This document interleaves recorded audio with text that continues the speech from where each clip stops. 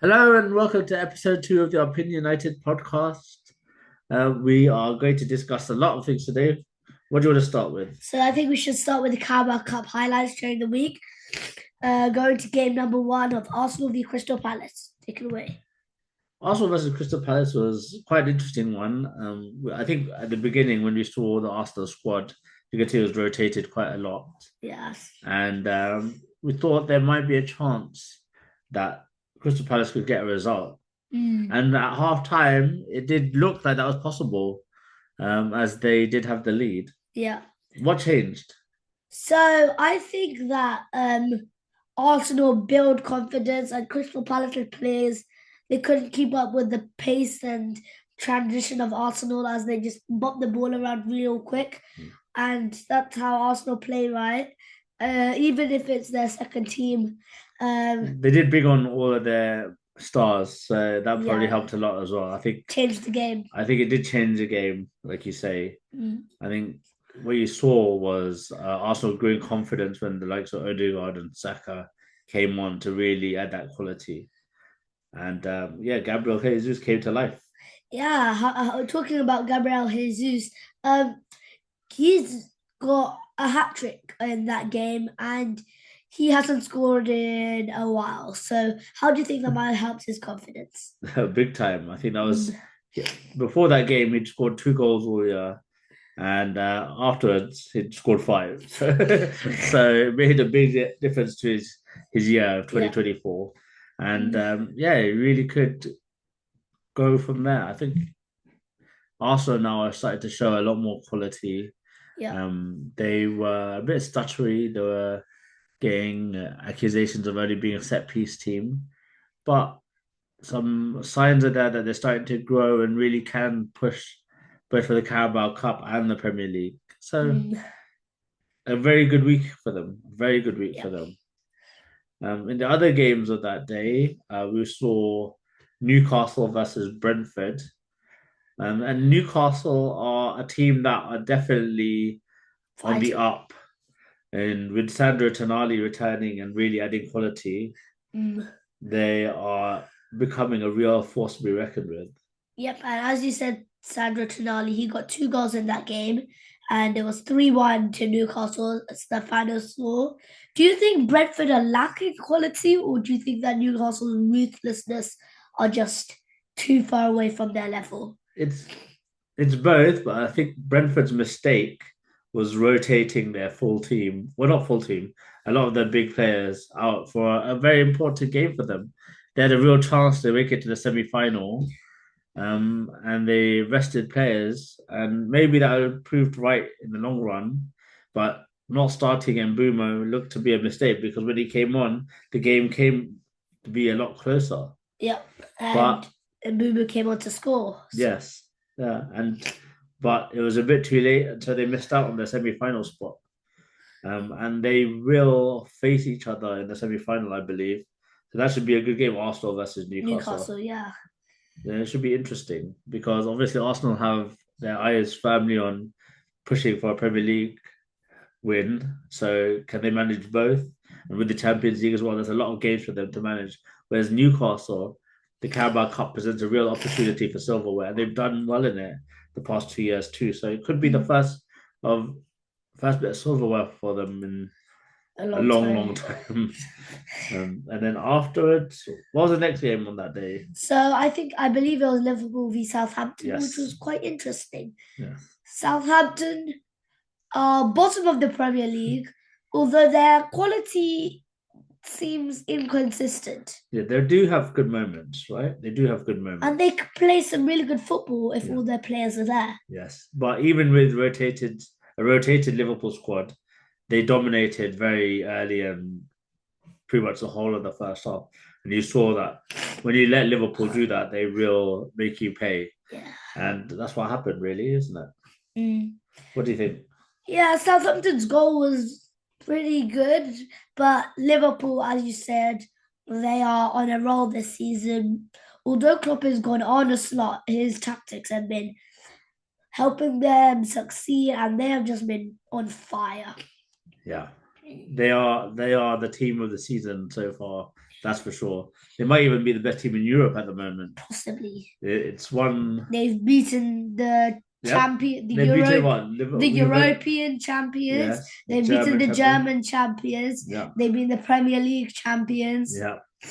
Um, It's a pretty formidable record, isn't it? yeah. Liverpool do look like they go for strength to And strength. they're also going for the Italian champions next into Milan. Oh, really? A couple of games away. No, I think they played them already. No, they haven't. Oh, okay. So that'll be interesting. I think Liverpool are very strong in this moment, but there will be challenges. Obviously, they have their interesting challenge of Van Dijk, Salah, and Alexander-Arnold's contract expiring soon. So once clubs start talking to them, it could affect their mentality and how they play. So it'll be interesting to see how they do in the second half of the season. Those three are very big players for Liverpool, contribute quite strongly to them. Yeah, I mean, my personal opinion is that I think Mohamed Salah and Alexander-Arnold are probably gone. And Van Dijk has a chance to stay. Van Dijk is the one that's most likely to stay. Yeah. Well, if that's the case, that's going to have a big impact on their season next year. But let's see if Liverpool can change their minds. I think for Mo Salah, he'll have pretty much the entire Saudi league pulling for him, and I think Real Madrid want Alexander-Arnold. Yeah. So it'll be tough to persuade them away from that. Do you think that they'll stay? I think Van Dijk will stay. Salah, he has been very down to earth to Liverpool, and although Liverpool want him to stay, the Saudi league, as you said, will try to grasp him as they have done to many other players, and I think he'll probably urge to go there. Yeah, yeah. Now the next game was an interesting one. It was the most entertaining of all the games, I'd say, the Carabao Cup, and I'd say 2/3 of the way through, it looked like Tottenham were very comfortable. Not comfortable, but in a dominant position. And then what on earth happened? It was certainly a game of goalkeeper errors. that's from most of the goals. But in there for Man United, he looks like he'll firmly go straight back to the backup spot. It's not an easy job because as a backup goalkeeper, you don't really get much footballs, so you don't get a lot of chance and practice to be sharp. Fraser Forster, on the other hand, he's been starting goal because Vicario is injured, so he doesn't have the same level of excuse. But some of the errors were disastrous. I mean, the first goal, Pedro Porro took a long shot, and Baende should have been punching that off. Yeah. And he just played it right back to Solanke, who everyone knows is very deadly in front of goal, and he's just punished as well. Yeah. And then the two goals. Man United scored at the beginning, there when it was it 3-1 and 3-2? In the first half, it was 2-0. Okay, first half was 2-0. And then after 60 minutes, it was 3-0. There was 1-0 after the first half, and then Kulusevski scored right after the second half started. And then they got one more goal to make it 3-0. Solanke on the double. Yeah. And then there's when Fraser Forster tried to make this game really interesting. First, it was with the passing at the back, and it was good pressure, and Zirkzee got his goal. Substitute. Yep, he came from on the 61st minute, and then the high pressure from Man United was what caused a lot of the errors. And I don't blame the defenders either, because Man United's pressure was forcing them to go back to Forster, and what he should have done was just kick it long. And I think he tried to for the second goal, but Ahmad's press was just too quick, too intense, and he made a really good block to score the second goal. At that point, it looked like Man United were going to score an equaliser. They were very much dominant, and the momentum had fully swung, and you could see that Tottenham were panicking a little bit. They couldn't get out of their own half, and there was chances. I remember the Mazraoui one. I thought someone was going to run into the back press, but no one did. That one we should have scored. That was a chance that was wasted. And also, that centre forward position, honestly, Xerxes does not have the fitness to go there. He's improving though. He looks like he's getting better and better. So there's chance there. And Hoyland is looking good there. But we need someone to run onto those, like your Haalands, your Solanke's. They need to be more. They need to be more clinical in attack. That's definitely the case, because you saw that at the end of the game, in terms of expected goals, Man United had over two and a bit, and Spurs only had I think it was 0.7. Yeah. But they got 4 goals and Manchester United got 3. Now the fourth goal for Tottenham, very dodgy. Horrific goalkeeping. It was a great corner from. Well, no, it was a good corner from Son. It was a decent. He took his chance, and Bayenda, who did have his hand held, I mean VAR might have overturned there. It was a high chance of overturning. But it should have been saved, and he should have been stronger. So that was an error from him. And what's his name? The goalkeeper? No, the defender who put his arm down. Oh, the midfielder is Bergval for Spurs. Yeah, Bergval.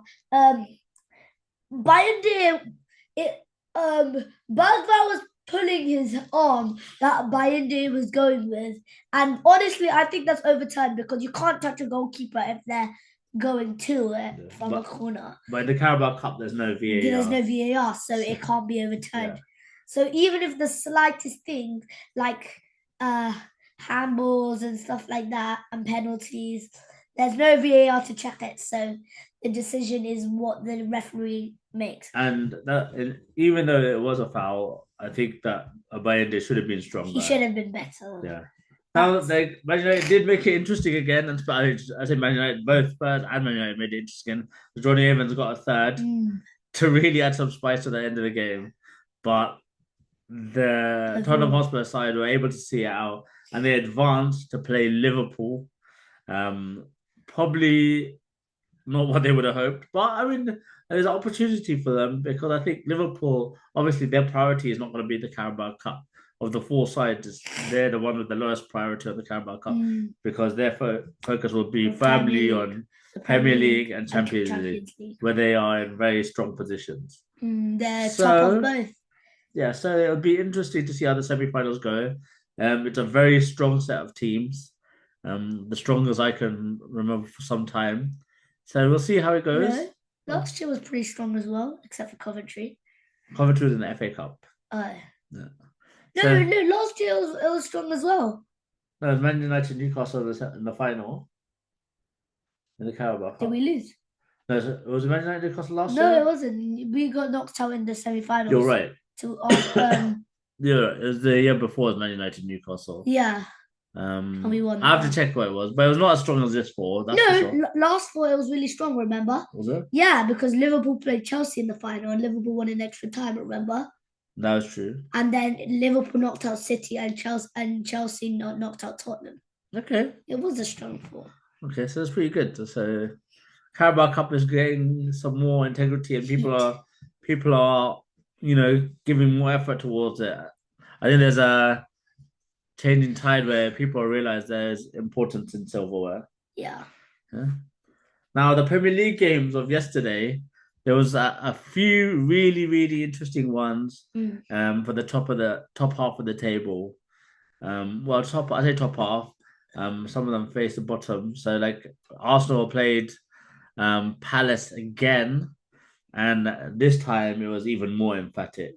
Now, Palace had a lot of chances.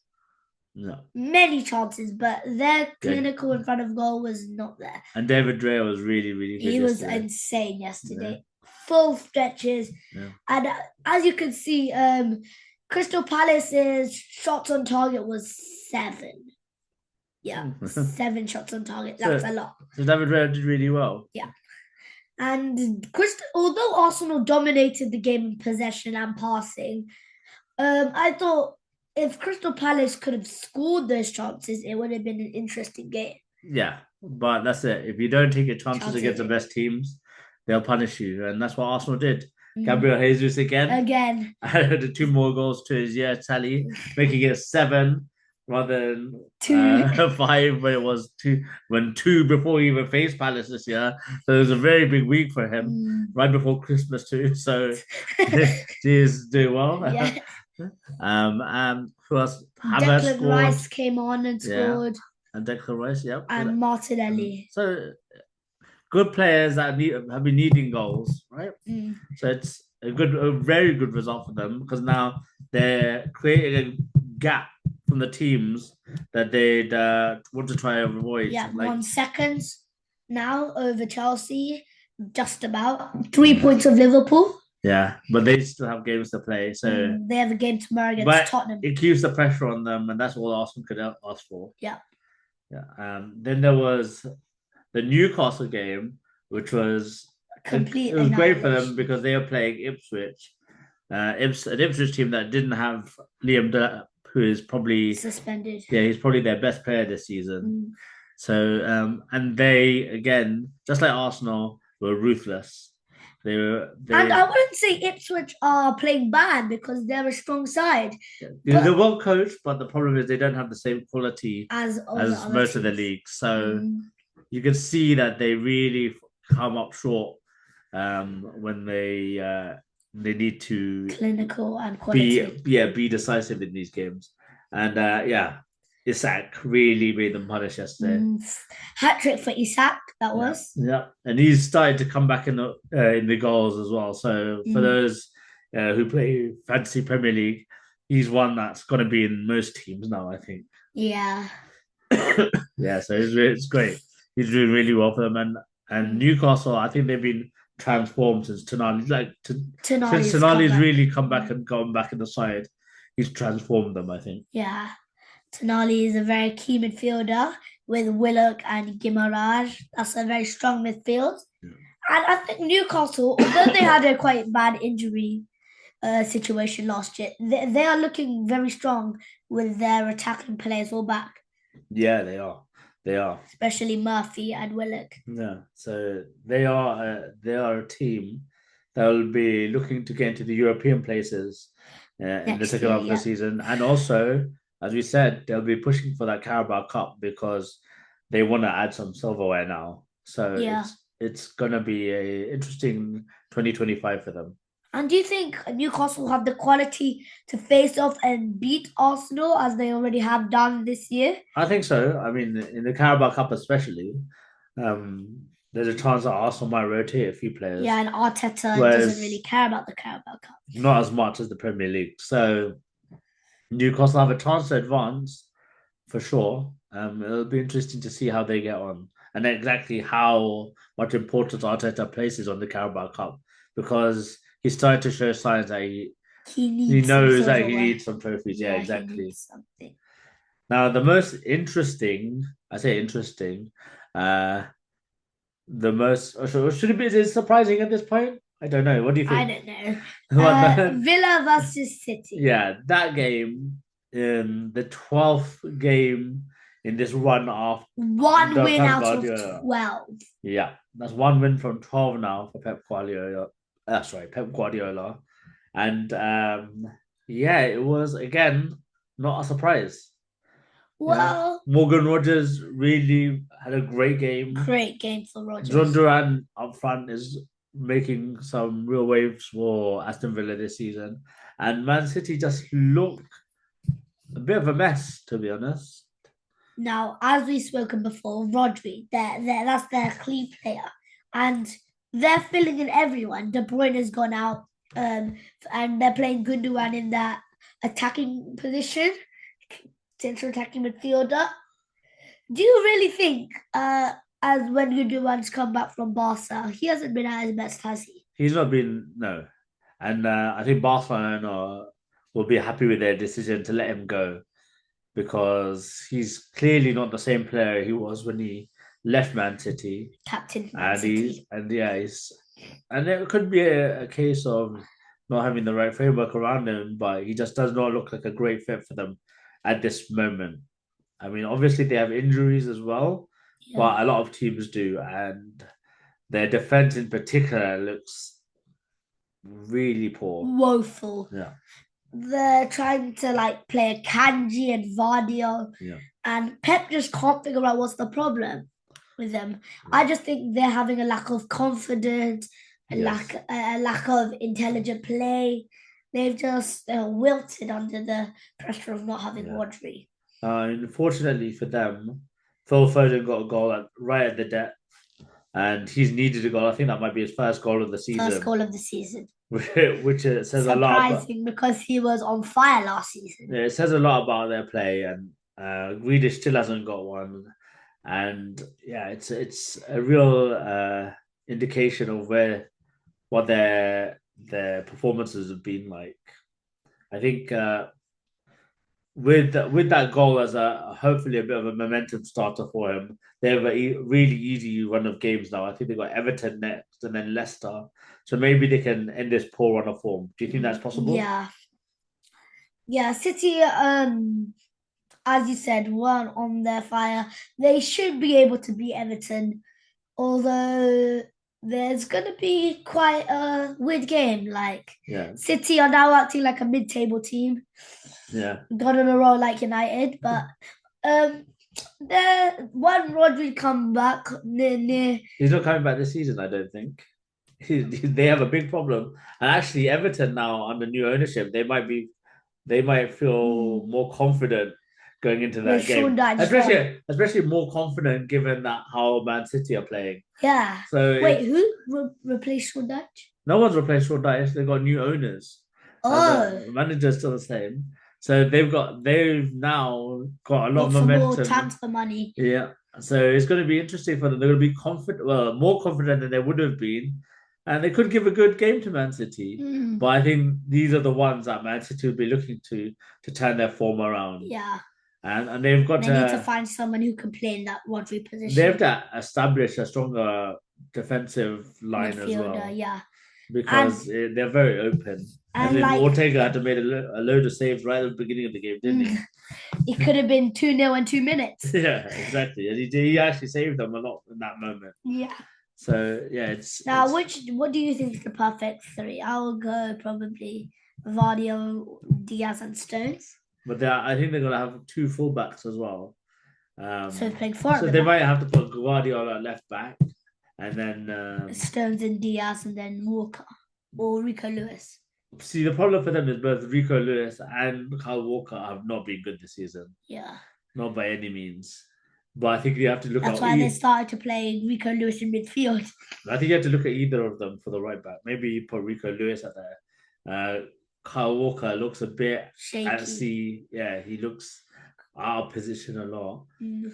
It's a tricky moment for him, I think but with a bit Savini. more security in midfield, I think it'll help his performances. Yeah, I think Savini's been playing quite good as well. Though He's been okay, but again, he's another one that's not got any goals this season. So I mean, goals aren't everything, but like they the are quality in the the end product midfield. quality has not is been dwindling from the start. Right at the beginning of the season, looked really dangerous, Yeah, Savini, and yes. at this moment they don't, he doesn't, and Grealish doesn't, and Foden don't look as dangerous as they And could Bernardo be. Silva as well. Yeah, Um, Now remember the Manchester derby with putting Mateus Nunez there. that was a He, big error. You could yeah, tell, and they've and realized now that. Mateus Nunez didn't play. I didn't think. Yeah, I mean it's not his fault because he's not a defender, he's not a fullback by Mm. any stretch. But the problem is when you're in a team like Man City and You have to try everything. you are asked to play out of position, you have to shine. Otherwise, there's a chance for you gone. Especially as a squad player like he is, he's not going to get many minutes. And if you don't capitalize on them, there's that you miss out, don't you? Mm. Though I think if they played him and Savinho in midfield, maybe make a difference. Maybe Savinho, I was maybe even Doku. Doku, But even but Doku Doku, is not same the problem. Like mm. Doku is not had the same end product. And and I think that's a problem for Pep. He's not really figured out how to get the best out of these players this year. Um, he has a style of play which is not really the kindest to the kind of winger that Savinho, Doku, and Grealish are. They're very flair type players, whereas Pep's system is very, you know, compact, he keeps it controlled. very technical. Um, Yeah, and pass first, and Yeah. he doesn't want anyone to overplay so much, which Mm. is in his mind what they traditionally try and do. So it'll be interesting. Maybe they do have to go back to that a little bit, let them use their flair, their individualism to get the more dominant positions in the final third. And Yeah. as you said, Pep is in really need for goals. That's why he's playing for a 3-2-4-1 with 4 attacking players and 1 striker. Yeah, so we'll see. We'll see. Yeah. So, is there any thoughts that you have for Sunday's games? What do you think? How do you think it's going to go out? United Bournemouth. I think my prediction will probably be I'm going 3-2 United. Yeah, Man United need a win. They need a win after that midweek game. The performances have been good for Man United. It's been good, but the lack of goals in the clinical. They need to start playing results together as well and build that momentum. I mean, Amaro's made a big difference, I think. It's now just a case of getting results and moving up the table. Now, what's your prediction? Put it in the comments below. Yeah, that's a great idea. And Liverpool v Tottenham is a good game. That's a great game. Yeah, that's going to be quite interesting. I think it's an important game for both of them as well. Obviously, More Spurs on the side for Spurs. I don't know. Liverpool have pressure now from Chelsea and Arsenal, so they need to keep their momentum going too. I think Liverpool will win. What do you think? Yeah, Liverpool will win. I think Tottenham showed to us that their defense is still quite very shaky. And with Liverpool's strong defense, although Tottenham were quite clinical in front of Man United, Liverpool's defense is very compact, and their Tottenham's attacking players will find it quite hard to sneak a goal. I think what we have to remember is on Thursday, Tottenham played their full strength team against Man United, who rotated a lot of their squad. So and they only eked over the line, and now they have to play Liverpool, who also rotated their squad against Southampton. So they'll be fresher. So I think they're gonna have a tough time. I think it's gonna go 3-1 Liverpool. What do you think? I think I'm gonna go 4-2 because Spurs can score goals, but they're very open at the back, and I think that will be their undoing. Okay. Let us know what you think in the comments below. Yep. We're gonna end the episode here. Yep. Next time, what do you think we should discuss? We'll do a little quiz. And which week we'll look over the games from today. I think we'll look at the United game, we'll look at the Spurs Liverpool game in particular, because those are 2 games that are going to have big impact on how Manchester United and Tottenham move up the table, and also how Liverpool are able to keep their momentum, and even actually how Bournemouth are doing, because they are ahead. Yeah, they're already high up on the table. Yeah, they're like 7th, I believe. And Iraola is doing very well there, so it would be great to discuss their progress.